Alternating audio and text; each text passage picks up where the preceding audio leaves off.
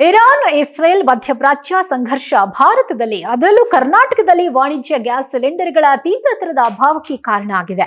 Commercial LPG ಸಿಲಿಂಡರ್ಗಳ ತೀವ್ರ ಕೊರತೆಯ ಬಿಕ್ಕಟ್ಟನ್ನ ದುರ್ಬಳಕೆ ಮಾಡಿಕೊಂಡ ಕೆಲ ಖದೀಮರು ಗೃಹ ಬಳಕೆ ಸಿಲಿಂಡರ್ಗಳನ್ನ ಕಾಳಸಂತೆಯಲ್ಲಿ ದುಬಾರಿ ಬೆಲೆಗೆ ಮಾರಾಟ ಮಾಡ್ತಾ ಇರುವುದು ಕಂಡುಬಂದಿದೆ.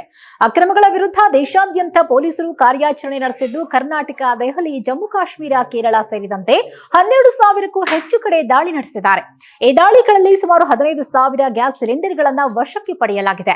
ದೆಹಲಿಯಲ್ಲಿ 600 ಸಿಲಿಂಡರ್ಗಳು, ಉತ್ತರ ಪ್ರದೇಶದಲ್ಲಿ 405 ತಪಾಸಣೆಗಳು ನಡೆದಿದೆ. 10 ಜನರನ್ನ ಬಂಧನ ಕೂಡ ಮಾಡಲಾಗಿದೆ. ಜಮ್ಮು ಕಾಶ್ಮೀರದಲ್ಲಿ 504 ದಾಳಿ ನಡೆಸಿ ಎಫ್ಐಆರ್ ಕೂಡ ದಾಖಲಿಸಲಾಗಿದೆ. ಇನ್ನು ಕರ್ನಾಟಕದ ಬೀದರ್ನಲ್ಲಿ 105, ದಾವಣಗೆರೆ ಮತ್ತು ಯಾದಗಿರಿಯಲ್ಲಿ ತಲಾ 20 ಸಿಲಿಂಡರ್ಗಳನ್ನ ಜಪ್ತಿ ಮಾಡಲಾಗಿದೆ. ಕಳೆದ 9 ದಿನಗಳಿಂದ ಮುಂದುವರೆದಿರುವ ಈ ಸಂಕಷ್ಟದಿಂದ ದೊಡ್ಡ ದೊಡ್ಡ ಹೋಟೆಲ್ಗಳು ಹಾಗೂ ರೆಸ್ಟೋರೆಂಟ್ಗಳು ಬಾಗಿಲು ಮುಚ್ಚುವ ಹಂತಕ್ಕೂ ಬಂದಿದೆ.